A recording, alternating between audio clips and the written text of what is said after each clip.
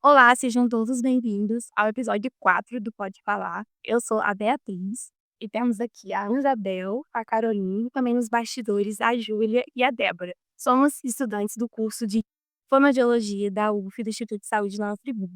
E vamos abordar um tema muito importante, que é o transtorno de desenvolvimento da linguagem PDL e outros comprometimentos da leitura oral.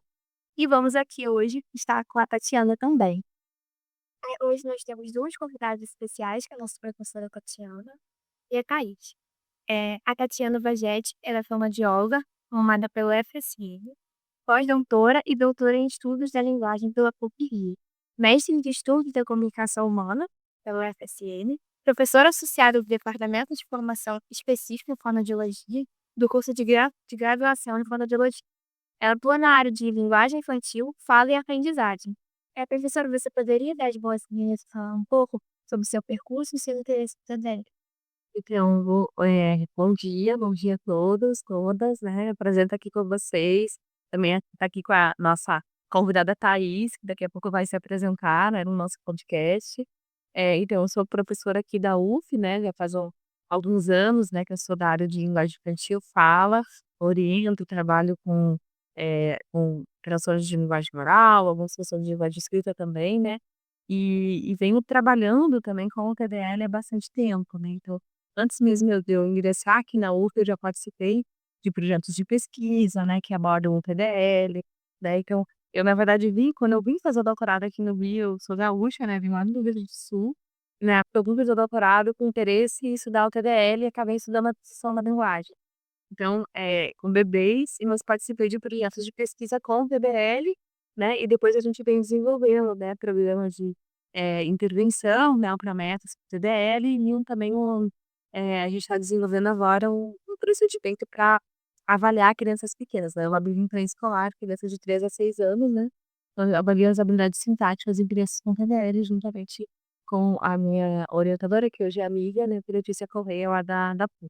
Então a gente já vem nesse percurso, né, trabalhando um bom tempo com o PDL, que é o transtorno mais comum na infância, né.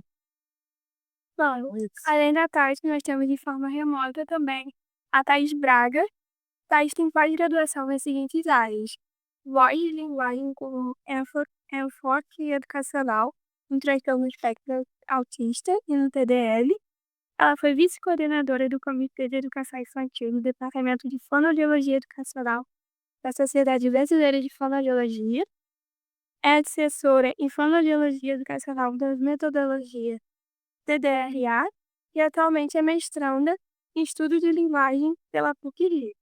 Thaís, você pode falar um pouco pra gente sobre a sua trajetória, como se interessou pela linguagem infantil e também dos trabalhos que você faz voltados à aprendizagem?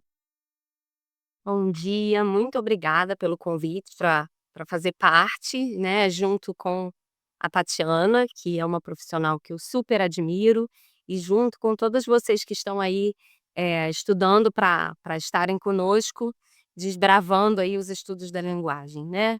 Eh, eu tenho 23 anos de formação e desses 23 anos sempre atuando com a linguagem infantil. Eh, então a minha trajetória clínica, né, inicialmente clínica, foi me dando, cada vez mais interesse em entender, e a própria clínica gera muito essas interrogações acerca do desenvolvimento, né, como as coisas acontecem, e aí eu fui me envolvendo com estudos que avaliavam, as habilidades que envolvem a linguagem oral e que são preditoras, né, para o desenvolvimento aí, para a aquisição da leitura e da escrita. Então, já faz alguns anos que eu venho me envolvendo, com pesquisas na área, auxiliando principalmente na coleta de dados, né, pela minha atuação clínica e educacional, né, dentro das escolas diretamente. E e sobre os estudos em relação ao TDL desde 2017, aproximadamente 2015 por aí, é que eu venho, me debruçando mais, né, aos estudos do TDL, para que a gente possa entender por que que esse transtorno, que é tão prevalente, ele é tão subdiagnosticado, né, ou não diagnosticado mesmo nessa população, que faz com que isso comprometa, né, as pesquisas, que isso comprometa a evolução do nosso entendimento e, sobretudo, eh, da nossa intervenção com essas crianças. Então, assim, o meu encontro com a Tatiana foi um encontro eh, muito feliz, porque nós descobrimos muitas afinidades, não só, no campo profissional, mas também pessoal, na forma de pensar, de entender algumas questões e esse encontro de hoje tem muito a ver com esse nosso encontro, né, Paty, que tem sido muito próspero. Sim, é uma amiga já, aí já é uma amiga, colega de profissão, e é muito bom a gente poder falar, né, sobre algo tão prevalente na infância, né, com colegas tão competentes, né, com uma colega tão competente e uma amiga também, né, que já se tornou, né, quando a gente foi falar sobre o TDL, né, nos encontros sobre o TDL que a gente, se conheceu e aí hoje em dia a gente já, né, é amiga, isso é algo muito bacana também. Então, pronto. Então, agora que a gente já conheceu mais dos entrevistados, nós vamos explorar um pouco sobre o TDL, o que é, e sua relação com os comprometimentos da leitura e principalmente no papel do fonoaudiólogo nesse processo. Então, para começar, né, dito isso, o transtorno do desenvolvimento da linguagem, né, o TDL, anteriormente é conhecido como distúrbio específico da linguagem, professora Tatiana, você poderia explicar o que houve essa mudança na nomenclatura? Então, essa mudança da nomenclatura, na verdade, não foi só uma mudança da nomenclatura, foi uma mudança que seria o TDRE, né. Então, há muito tempo, né, atrás, antes de 2016, né, o TDR não era conhecido como TDR, né, então, como você falou, era DEL, no inglês era Specific Language Impairment, mas além do DEL, ele era chamado de disfasia do desenvolvimento, né, tinha outros termos chamados distúrbio específico de linguagem, distúrbio especificamente linguístico, e não era só aqui, internacionalmente também. Então, a quantidade de termos, né, diferentes fazia com que e também a diferença da concepção das pessoas do que seria o TDL, fazia com que as crianças com TDL não eram identificadas de forma correta, né, e não era com isso não tinha intervenção para essas crianças, né.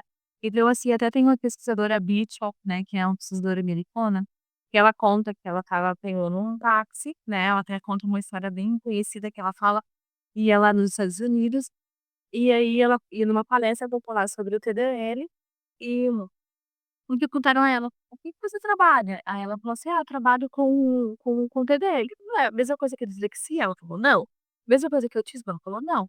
E aí ela explicou, né, para essa pessoa, e ela começou a perceber que as pessoas não tinham conhecimento sobre o que era TDR, né. Então, nesse momento, ela resolveu fazer uma pesquisa, aí ela viu que em outros espaços também não tinha. Então ela resolveu fazer uma pesquisa com outros pesquisadores, né, então resultou em 2 artigos, 2016 e 2017, que o Catalyze. Né, então ela fez uma pesquisa chamada Método Delphi, e ela reuniu pesquisadores e profissionais e pais de diferentes lugares do mundo, né, e para conversar com eles e perguntar: "O que que você entende pelo DEL, né? O que você entende pelo DEL? O que que seria o DEL?", né. E as pessoas começaram a falar sobre isso, sobre o que elas achavam que seria o DEL, né. Depois disso ela reuniu uma série de evidências, né, e aí conseguiu identificar uma série digamos, características do que poderia ser esse transtorno, né, e aí ela realizou achou mais interessante realizar uma mudança na nomenclatura de DEL para transtorno do desenvolvimento da linguagem, porque o DEL reunia distúrbio específico de linguagem, né, e na verdade era muito específico, e a gente não captava crianças que tinham umas alterações um pouco maiores desse processo, né, na verdade o TDL, né, então foi falado TDL aqui no Brasil, e no exterior, né, foi chamado de Developmental Language Disorder, né. Então, eles tinham um consenso de ter uma terminologia igual para todas as pessoas, né, internacionalmente DLD, nacionalmente TDL, para a gente poder unir esforços para melhor caracterizar e melhor identificar essas crianças, né, nos ambientes que elas se encontram, né. O TDL significa, assim, um transtorno de desenvolvimento da linguagem é uma criança que tem uma alteração, um transtorno pra aquisição da língua materna. Então ela tem dificuldade, tem um transtorno para adquirir a língua materna, sem que esse transtorno possa ser justificável por um déficit, o déficit auditivo, justificável por uma deficiência intelectual, por uma síndrome, sem que seja que seja associada a uma alteração biomédica conhecida, por exemplo, como autismo, né. Então essa criança não tem nada que possa justificar, mas ela tem uma alteração no comprometimento, na aquisição da língua materna, né. E as alterações podem acontecer na morfologia, na sintaxe, na semântica, na fonologia, na pragmática, né. E é mais provável que a alteração, né, seja na sintaxe e na morfologia, né, que a gente considera a marca clínica do TDL. Então são crianças que podem, às vezes, demorar para falar, ter uma dificuldade grande da omissão de artigos, preposições, utilizar ter dificuldade com a flexão verbal, ter dificuldade com estruturas mais complexas ali, são as relativas, as interrogativas, as passivas quando elas estão maiores, depois dos 6 anos, 7 anos. Então tem toda essa dificuldade já pra adquirir a língua, né. Possível causa genética, mas uma dificuldade para adquirir. Algumas até nem têm dificuldade para iniciar a fala, começam a falar com 1 ano e pouco, mas no momento da aquisição, elas têm uma dificuldade significativa nessa aquisição da língua. Essa atualização, né, na nomenclatura ajuda a destacar aspectos importantes, né, nesse diagnóstico. Na segunda pergunta, né, sabemos, né, que a criança pequena, ela pode apresentar sinais de alerta de TDR. E aí você poderia falar um pouco desses sinais de alerta? Então é bem importante a gente falar dos sinais de alerta, né, porque o diagnóstico ele só vai ocorrer quando a criança tiver acima de 4 anos, 4, 5 anos, né, não pode acontecer quando a criança tem 3 anos, né. E assim, é importante a gente identificar os sinais de alerta, porque é o transtorno mais comum da infância, né, então como a Thaís falou, tem uma invisibilidade muito grande ainda, né. Então, mais ou menos 7 em 9 das crianças de idade escolar, elas têm TDR, né, conforme pesquisas realizadas e assim, ele é muito mais prevalente, por exemplo, que o autismo, que atinge mais ou menos 1%. Então é um transtorno muito comum da infância, que é difícil diagnóstico, é difícil acompanhamento. Por quê? Porque as pessoas às vezes não conseguem ainda identificar essas crianças, mas elas estão aí. Então é importante identificar, por mais que a gente possa realizar o diagnóstico só com 4, 5 anos, os sinais de alerta já vêm antes. Daí daquela criança que é pequenininha, ela tem atraso na produção de gesto, ela se comunica muito pelo gesto, por exemplo, né. Claro, vai desenvolver a língua geral, mas ela não tem uma casa de produção de gesto. Ela tem um gap mais ou menos de 6 meses daquilo que é esperado para o desenvolvimento. Por exemplo, ela tem 2 anos e ela tem uma linguagem, estrutura frasal, né, uma linguagem mais ou menos de uma criança de 1 ano e meio, né. Então é uma criança que teve atrasos claro, com o desenvolvimento linguístico, atraso na produção de gestos, tem atraso na produção da a compreensão da sintaxe, das estruturas. Então quando conversa com ela, pode ter uma dificuldade para entender, né. Então e dificuldade na estruturação de frases também, é uma dificuldade em elaborar frases, combinar frases, né. Então, essa criança ela tem todos os sinais de alerta que a gente já pode identificar antes mesmo, né, da criança completar 4 anos, porque aí antes disso a gente pode dizer que são crianças de risco para TDL, né, falantes tardios com risco para TDL. Daí é os 4 acima dos 4 anos, 4, 5 anos, a gente aplica uma série de baterias, de testes, de avaliações, né, com avaliação interprofissional a gente pode identificar essas crianças e aí sim fazer o diagnóstico correto. Sinais de alerta faz toda a diferença, né, no desenvolvimento da criança. A próxima pergunta a gente queria saber qual que é o setor responsável por dar esse diagnóstico. Então, somos nós, né, os fonoaudiólogos, né, daqui a pouco vocês que não sou se formando ainda, né, mas somos nós, eu, Thaís, todos fonoaudiólogos, né, então é um diagnóstico fonoaudiológico. É claro que a gente precisa de uma equipe interprofissional, né, porque a criança que tem PDL, a gente vai excluir causas biomédicas, vai excluir uma síndrome, uma paralisia cerebral, transtorno do espectro autista, não pode ter. Pode ter autismo? Pode.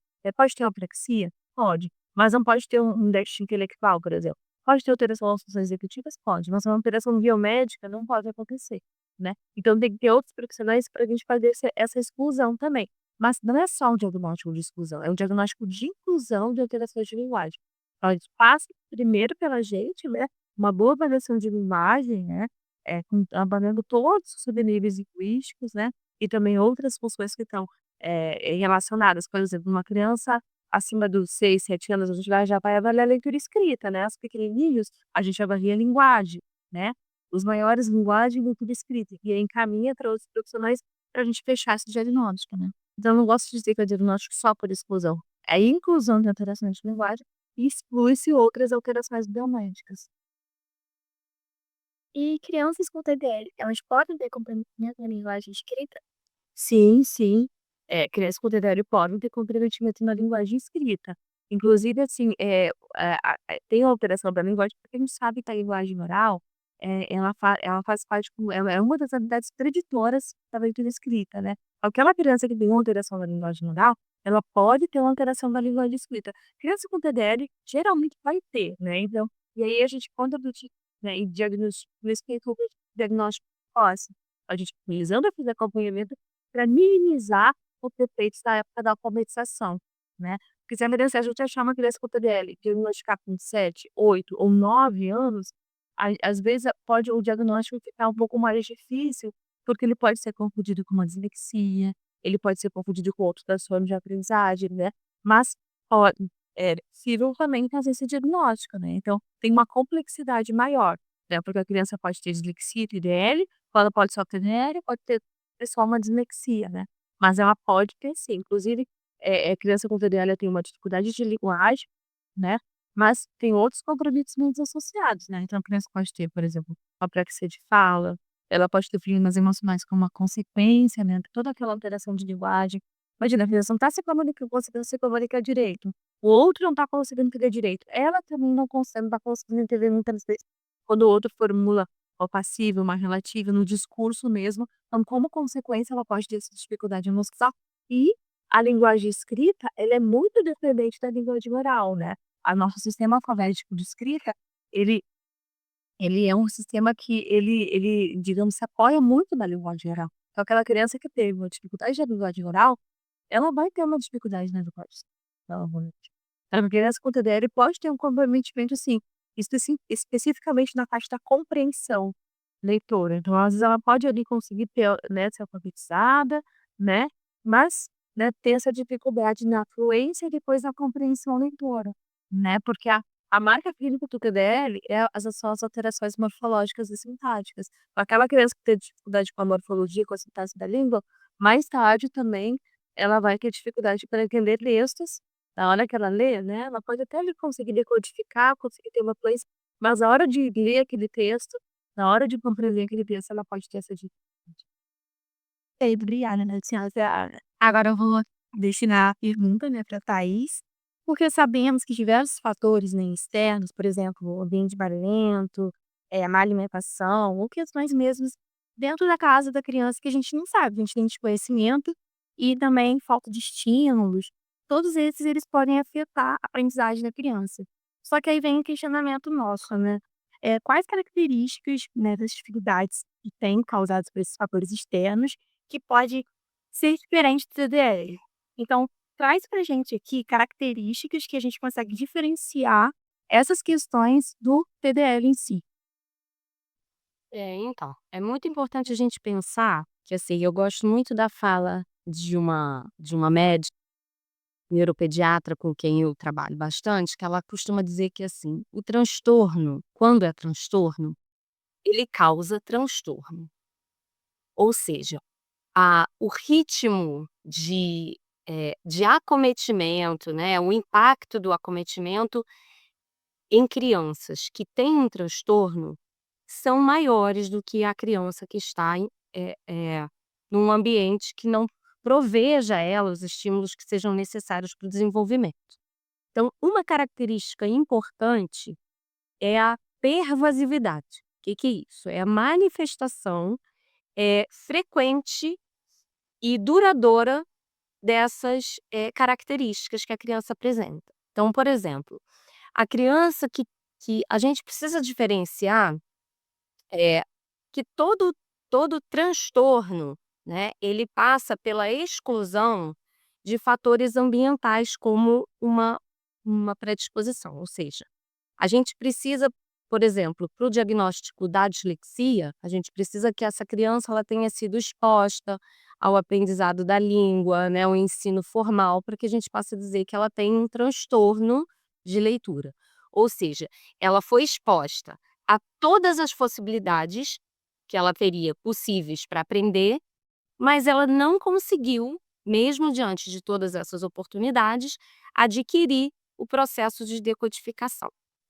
Com a linguagem oral, da mesma forma. Como a Paty disse, a gente precisa, por exemplo, para o diagnóstico do TDL, a gente precisa excluir outros transtornos que causariam por si só essas alterações na linguagem, no campo da linguagem. Então a gente precisa ofertar para a criança as oportunidades de desenvolvimento, ou seja, de aprendizagem da língua. Então isso passa por um mediador proficiente na língua, ou seja, essa criança ao entrar na escola, por exemplo, que ela receba uma, uma estimulação que seja afável, né, favorável, por um adulto que seja proficiente na língua. Então, ela precisa receber todo o estímulo sem que ela tenha nenhuma condição que possa impactar essa aprendizagem, ou seja, que ela não tenha, por exemplo, uma perda auditiva, que ela não tenha um déficit intelectual, né, caracterizado, que dificulta a aprendizagem dessa língua. Então, assim, para que a gente configure que, de fato, essa criança tenha um transtorno, ela estar exposta à à língua, estar exposta por meio de uma mediação que seja favorável e, mesmo assim, ela não consiga equiparar o seu desenvolvimento em relação aos pares.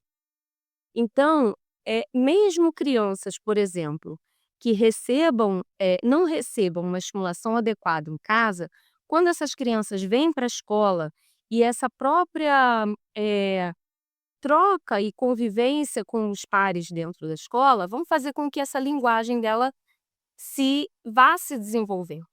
Essa criança não apresentando um desenvolvimento que seja favorável, mesmo com essa estrutura, que seja, mínima para que ela desenvolva, porque a gente precisa pensar que a aquisição, ela é uma aquisição, a gente chama tácita, né, ou seja, a criança, pelo simples fato de estar imersa num ambiente linguístico, ela aprende a linguagem, ela desenvolve a linguagem.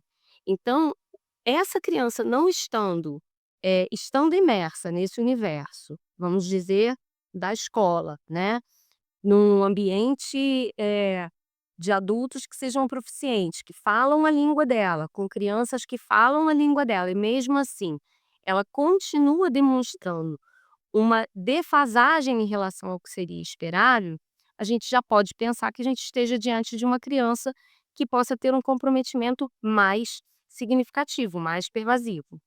Então, a gente não pode medir apenas o desenvolvimento pelo que o meio familiar seja capaz de prover, né, mas essa criança em todos os seus contextos, né, no seu contexto familiar, mas também no seu contexto da escola, que muitas vezes é onde ela passa a maior parte do tempo, né. Então é importante a gente pensar que sim, os fatores ambientais, eles são fundamentais para a aquisição e desenvolvimento da linguagem, né, quer linguagem oral, quer no momento em que ela vai ser convidada e vai ser apresentada a leitura e escrita.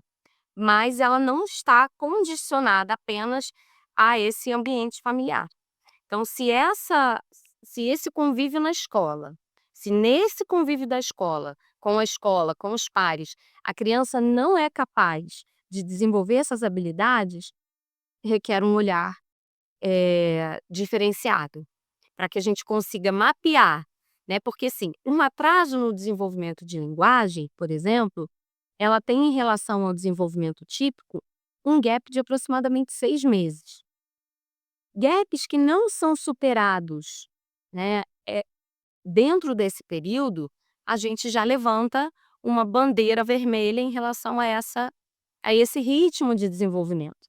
Então é muito importante que, os profissionais, principalmente, eu falo muito isso como fono educacional, assim, que os profissionais de educação que trabalham com desenvolvimento infantil, que eles dominem os marcos de desenvolvimento infantil, para que seja possível, a partir daí, identificar quais são as crianças que já deveriam ter adquirido habilidades linguísticas e que ainda não estão nem perto disso, né, ou crianças que já conseguiram, iniciaram num ritmo de desenvolvimento e conseguiram superar os marcos esperados, ou seja, conseguiram suprir esse atraso em relação ao desenvolvimento.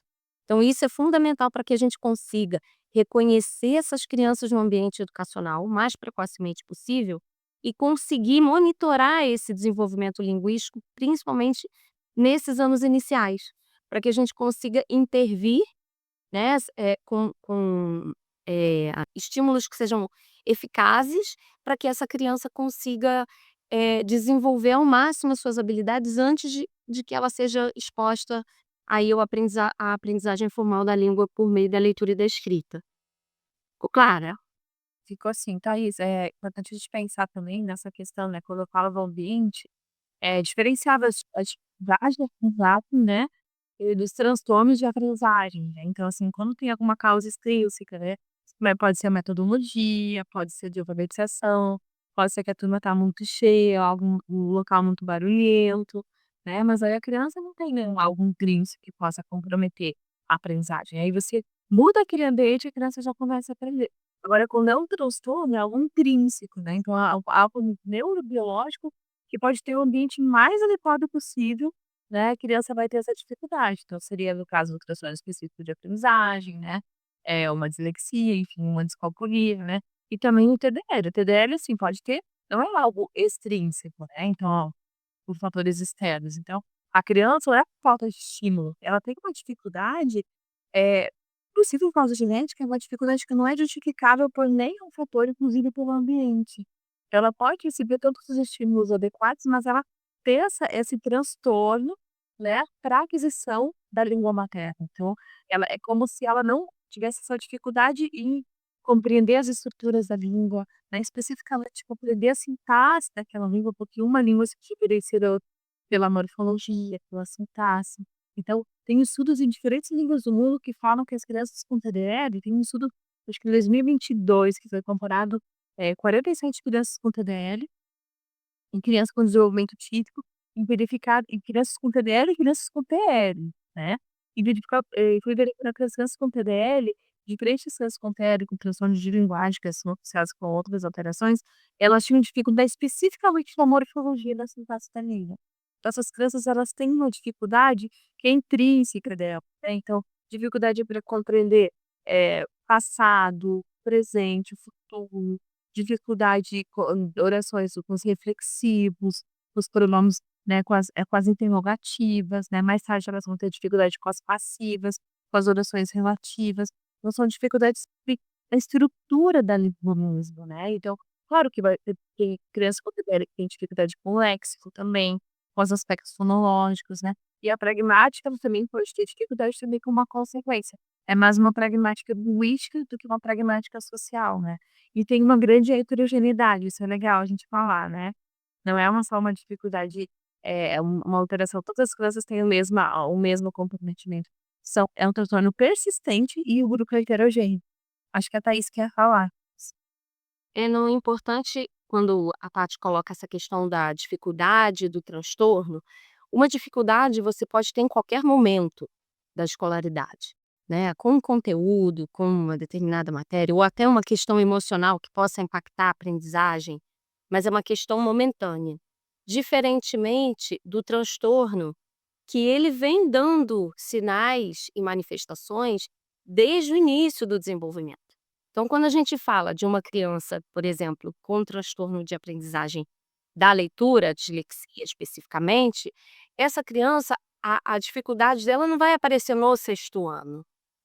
Ela vai ter dificuldade desde o início da aquisição da leitura e da escrita, e que vai, em algum momento, talvez, se agravar, mas esse histórico, quando a gente faz essa leitura, né, do desenvolvimento da criança, isso vai estar presente desde lá de trás. E a mesma coisa em relação à linguagem. né. Então, assim, é muito importante a gente frisar isso, reforçar que uma dificuldade ela pode acontecer em qualquer momento, né, do desenvolvimento, mas o transtorno não, ele acompanha a criança no seu desenvolvimento.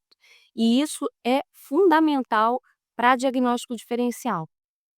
E essa questão que a Tati colocou em relação a essa característica muito heterogênea entre os quadros, é o que muitas vezes dificulta que as pessoas compreendam o TDL em sua magnitude, porque a gente não vai ter crianças que sejam iguais, exatamente porque a manifestação no seu campo da linguagem, no seu subsistema linguístico, vai ser diferente. A combinação entre essas alterações nos subsistemas e também as possibilidades de quadros que co-ocorram com o TDL também faz com que essas manifestações sejam diferentes. Então, quando a gente tem um TDL, né, Tati, com TDAH, a gente tem uma característica de manifestação. O TDL com uma apraxia de fala da infância, a gente tem uma outra manifestação. E isso tudo é impactante não só para como vai ser feita o raciocínio clínico em relação à intervenção, mas, sobretudo, também dentro da escola. Quais são os suportes que essa criança vai requerer desse ambiente educacional? Isso ajuda muito, né, no reconhecimento e alerta também, né, para as famílias, com as crianças. Então, a gente tem mais uma pergunta para você, Thaís. O TDAH pode ter outras expressões, né, sobre como os déficits linguísticos, como a falta de atenção, o processamento motor e também nas habilidades não verbais e verbais. E crianças com TDAH ao ingressarem na escola apresentam prejuízos na leitura e escrita, assim como aquelas com dislexia, o que muitas vezes podem confundir, né, na hora do diagnóstico. A gente queria saber sobre alguma das semelhanças e diferenças entre crianças com TDL e a dislexia.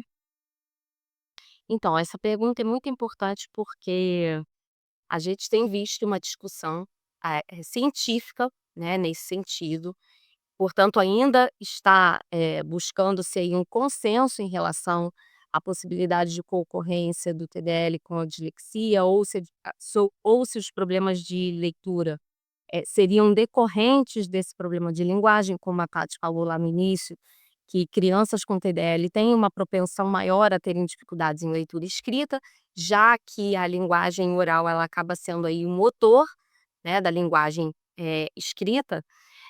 Mas o que a gente tem visto e que até é uma questão que eu visualizo muito na prática, atendendo crianças com TDL, é que o que muitas vezes acontece é que as crianças com TDL, elas podem fazer as manifestações que são típicas da dislexia, mas hoje o que a literatura traz é que para que haja o diagnóstico da dislexia, em conjunto com o TDL, é que essas crianças deveriam apresentar problemas na fonologia, de base. Então, assim, como o TDL é um transtorno que pode acometer 2 ou mais subsistemas, as crianças que têm alterações no subsistema fonológico têm maior propensão a terem a dislexia em co-ocorrência ao TDL. Ou seja, a gente precisa pensar que para que seja o diagnóstico de dislexia confirmado, a gente precisa ter problemas em decodificação.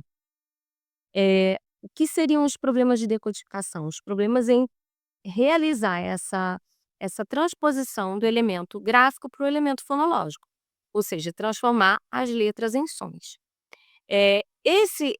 Essa é a marca fundamental que deve estar presente na dislexia, né, problemas de decodificação que podem afetar em maior ou em menor grau a compreensão leitora, né.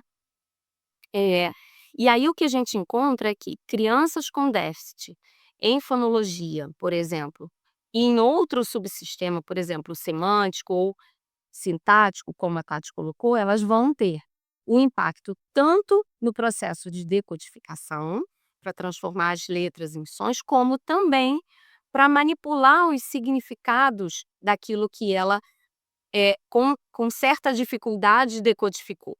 Então essa criança, ela acaba tendo problemas no processo de decodificação e no processo de compreensão leitura.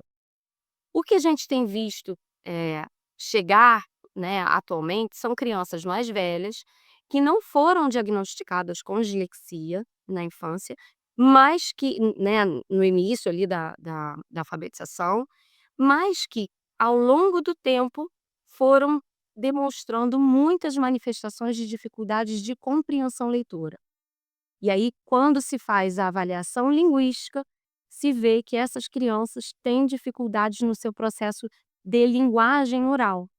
E que no momento em que, que os textos, né, que as demandas em leitura escrita, elas vão ampliando, essas crianças vão demonstrando maiores dificuldades para compreender, para manipular mentalmente todos esses conceitos, realizando as inferências que são necessárias para a compreensão de um texto mais elaborado, enfim.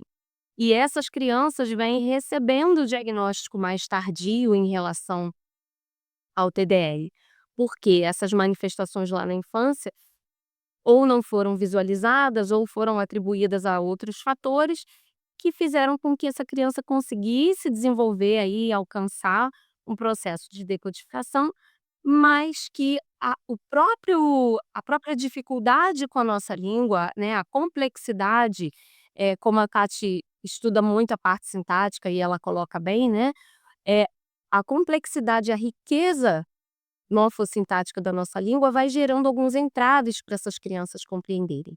Então essas manifestações, elas são distintas porque, obrigatoriamente, a criança com dislexia, ela precisa ter dificuldades no processo de decodificação, e que nem sempre estão presentes em crianças com TDE.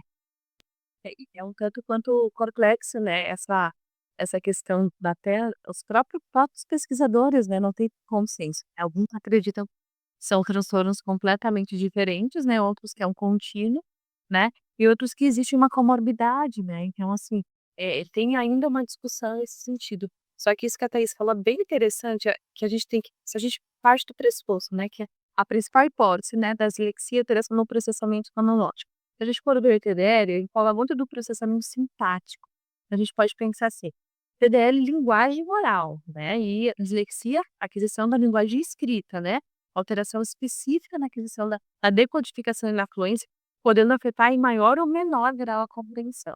Agora a gente pega um TDL e uma criança que tem alteração na linguagem já desde o processo de aquisição, especialmente vai ter geralmente uma dificuldade no processamento sintático, na sintaxe, na morfologia. Então, às vezes ela pode chegar lá no primeiro, né, no segundo, ela pode até ter decodificação, ter uma dificuldade, um pouquinho mais de dificuldade com a mas conseguir as outras já alteração na fluência, mas quando chega a compreensão, ela pode ter uma dificuldade, porque a alteração de base dela é uma alteração de linguística, né. Então ela tem dificuldade de compreender aquele texto, por quê?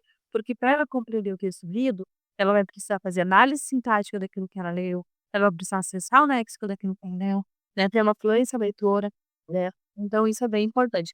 Tem um estudo que foi feito pelo Slow e colaboradores, acho que 2022, que ele compara grupo de criança com TDL, grupo de crianças com dislexia e TDL e dislexia. Ele compara a decodificação e a compreensão. Eu acho bem legal esse estudo porque ele vê o seguinte, que na decodificação, associação fonema e grafema, ele comparou os 3 grupos, quem teve mais dificuldade foi o grupo que teve TDL e dislexia, depois o grupo que teve só dislexia, depois o grupo que teve TDL e que teve menos desenvolvimento típico, quer dizer, o TDL teve um pouquinho de mais dificuldade com o desenvolvimento típico, mas a criança que teve dislexia teve mais dificuldade na decodificação do que as crianças com TDL. E aí na compreensão, aí depois ele avaliou a compreensão, e avaliou esses grupos em relação à compreensão leitor. E na compreensão ele teve um resultado diferente com aqui. Daqui que eles verificaram do grupo com TDL e dislexia também tinha uma dificuldade maior na compreensão, e depois quem teve o segundo grupo que teve dificuldade foi o grupo com TDL, né, e depois o grupo com dislexia e depois desenvolvimento típico, quer dizer, a criança com dislexia às vezes ela tem quer dizer, ela vai ter dificuldade na decodificação e na fluência, mas uma vez ultrapassado pode ser maior ou menor grau aquela compreensão. Então a gente pode verificar, será que aquela criança que tem uma decodificação muito difícil, uma fluência muito dificultosa e uma compreensão também muito, dificultosa. será que aquela alteração na compreensão leitora não vai ser um indicativo que ela pode ter um TDAH de base? Então eu vejo a compreensão também, além do processo psicológico, concordo com a Thaís, como a compreensão é algo que a gente tem que observar muito, né, porque a compreensão pode estar em maior ou menor grau da dislexia, mas ela geralmente ela vai estar afetada no em caso de TDAH. Não, e o acho que o fundamental é que fique em relação a isso, é que toda criança que chegue com queixa de leitura escrita precisa ter a sua linguagem avaliada. Eu acho que é isso que a gente precisa. Eu acho que dentro da fonoaudiologia houve um tempo em que isso se separou muito, né, então chegava com a queixa de leitura escrita, se avaliavam as questões relacionadas até o processamento fonológico, mas não se avaliava o vocabulário, não se avaliava essa relação da morfologia e da sintaxe, né, o quanto isso afeta a compreensão da criança. E então é fundamental que, diante de queixas relacionadas à leitura escrita, que sejam avaliadas as habilidades linguísticas.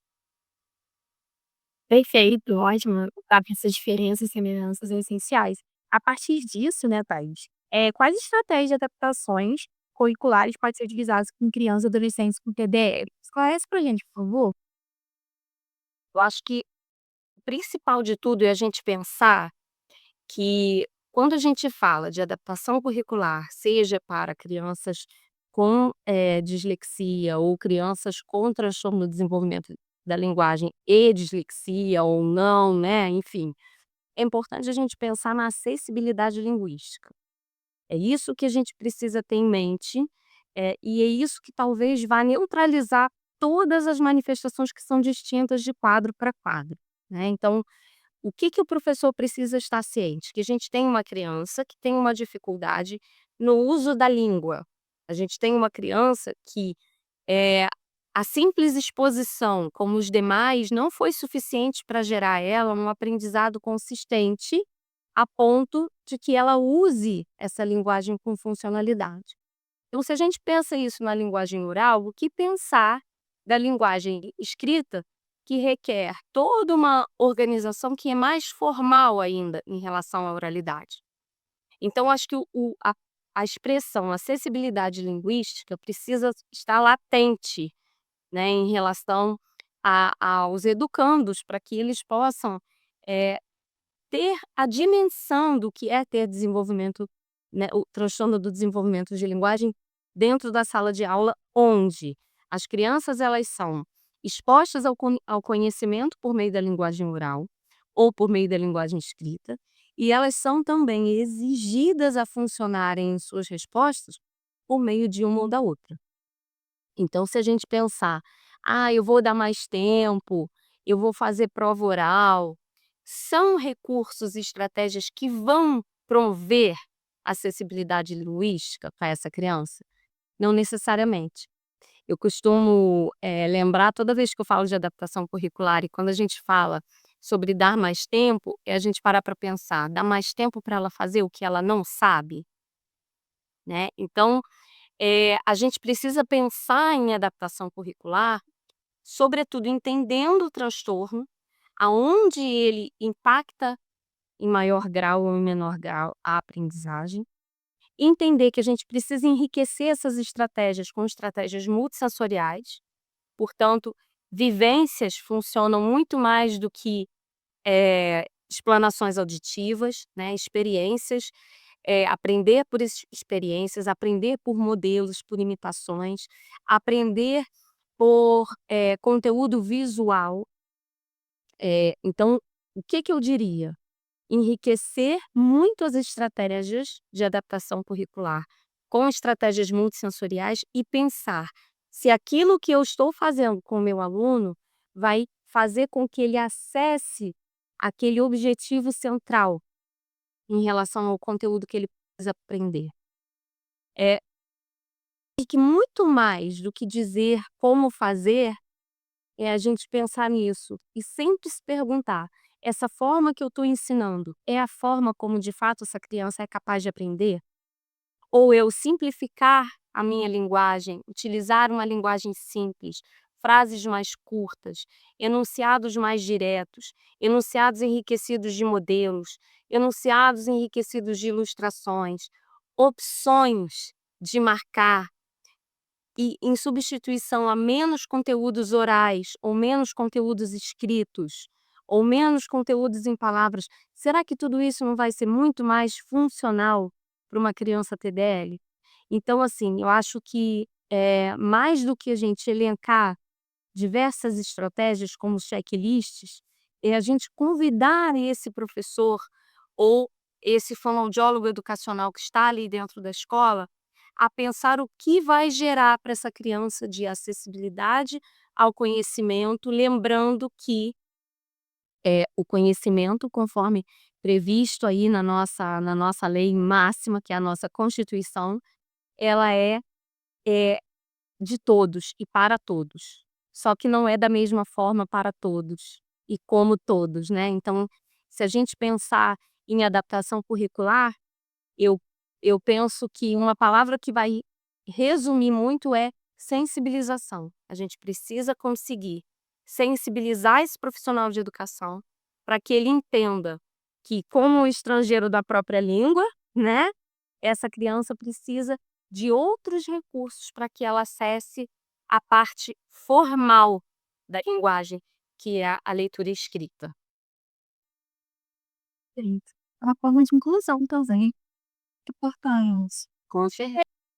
Tá chegando no final, as meninas vão dar, né, realizar todas, assim, agora, né, a finalização, né, então foi ótimo estar aqui com você, muito obrigada, então é sempre ótimo, né, a gente trocar, e queríamos mais tempo aqui, né, mas vai ter outras oportunidades, né, a gente estar junto, né, então foi um prazer estar junto. Bom, o nosso episódio chegou ao fim.